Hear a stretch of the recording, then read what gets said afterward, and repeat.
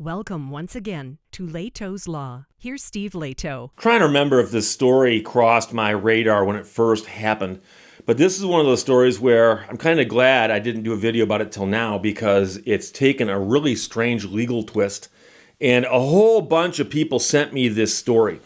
And this could have happened in America or any place that has a legal system similar to ours, but it happened in Canada. But a woman's been convicted in an accident that resulted in an explosion.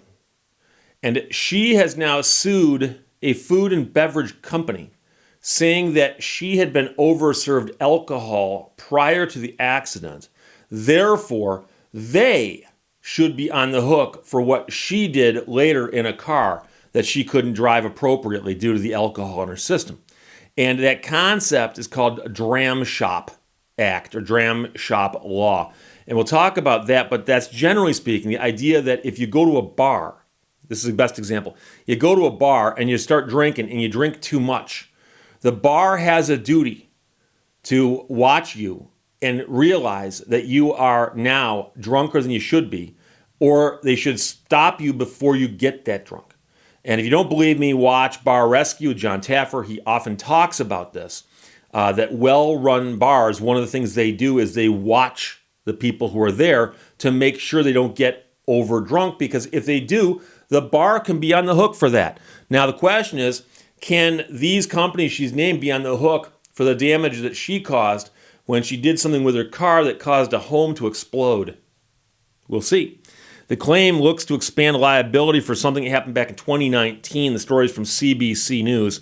She was convicted of impaired driving in a 2019 crash that led to a massive explosion in an East London neighborhood, and she's now suing the company that provides food and beverage services at Budweiser Gardens. Okay?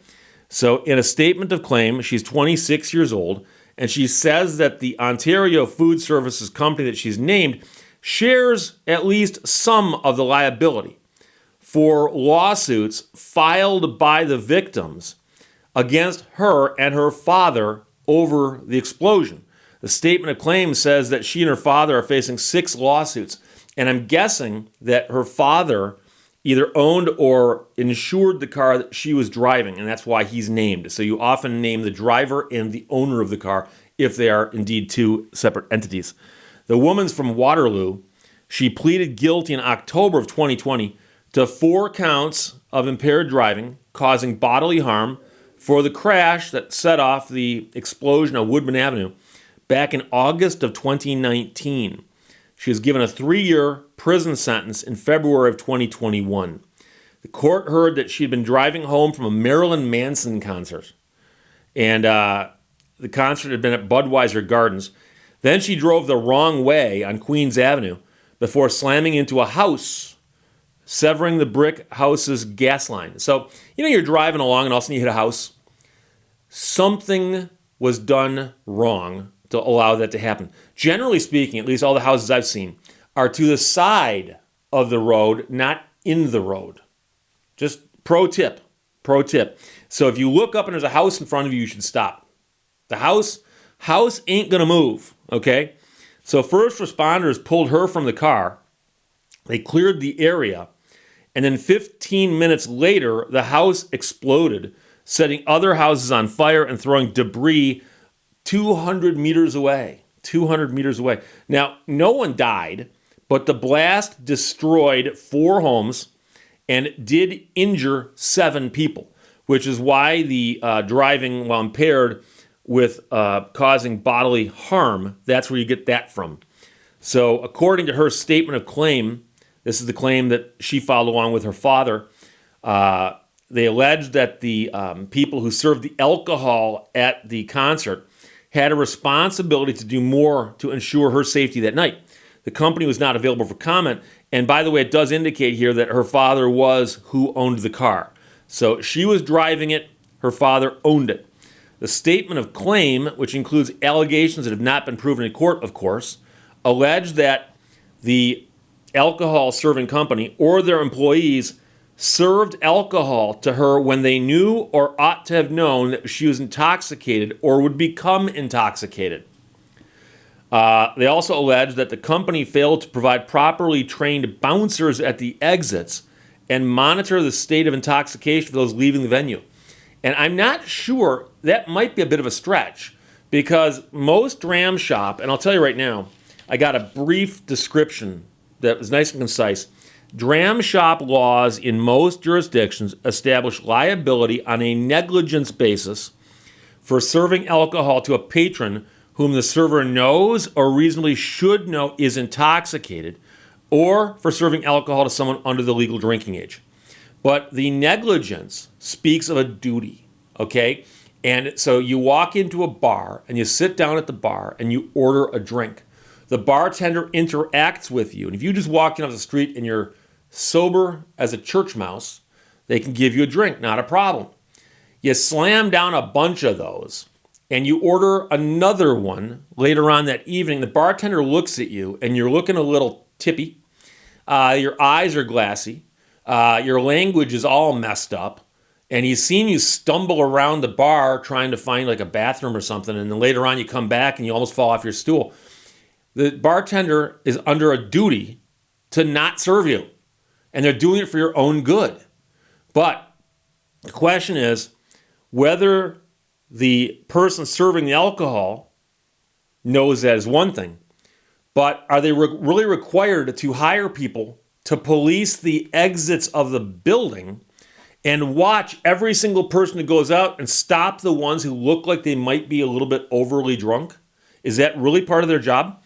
Also, the company, according to the claim, failed to check on her intended mode of transportation as she exited the gardens when they knew or ought to have known that she was or appeared to be intoxicated and or impaired. So they are actually suggesting that the people at the exits should, number one, be looking to see if you're intoxicated, and then two, should inquire of you, are you driving or are you driving with somebody else? Question then becomes, what if the person lies and says, I've got to ride with somebody else, don't worry about it. She also claims the staff ejected her from the venue, but failed to take steps to ensure that she would not drive home. So the question is, did they eject her for being too drunk? Because if they did eject her, knowing she was drunk and she was visibly drunk, if they ejected her and tossed her out into the cold and said, you get out of here, and figuratively, of course, because I don't think this was in the wintertime. It happened in August 2019.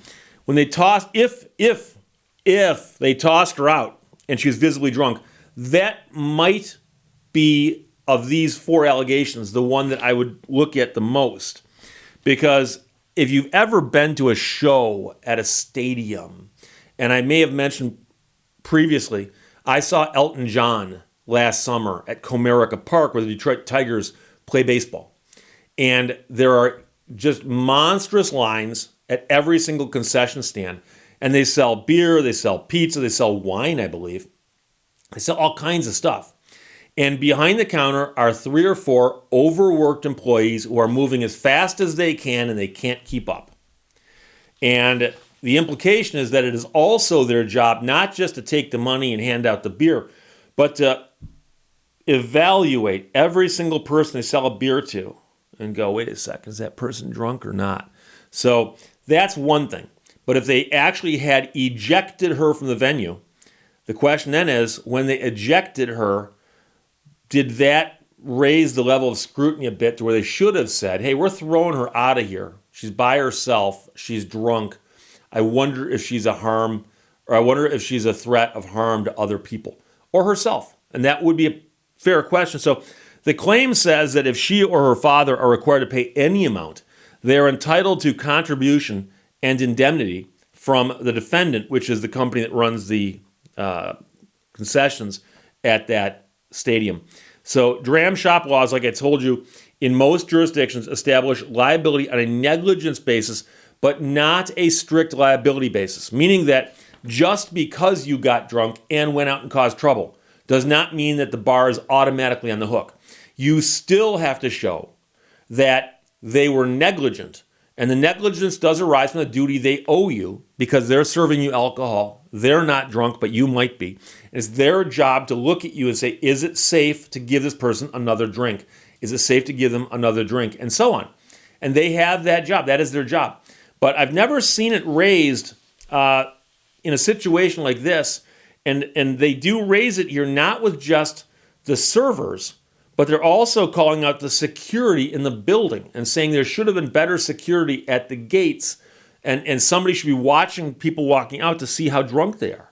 And I'm not sure if the duty extends that far. But I'll admit I don't study this, but I do know attorneys who handle cases like this.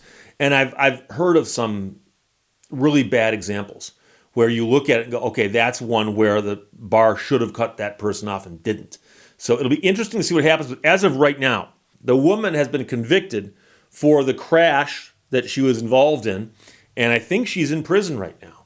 But she's now suing the food and beverage company at the venue where she saw Marilyn Manson, saying that they shouldn't have served her, they shouldn't have let her leave, they should have taken better care of her at the venue. We'll see what happens, but that's the story right now from CBC News. And it's, like I said, sent to me by a whole bunch of people, and I'm sure we will hear more about that in the future.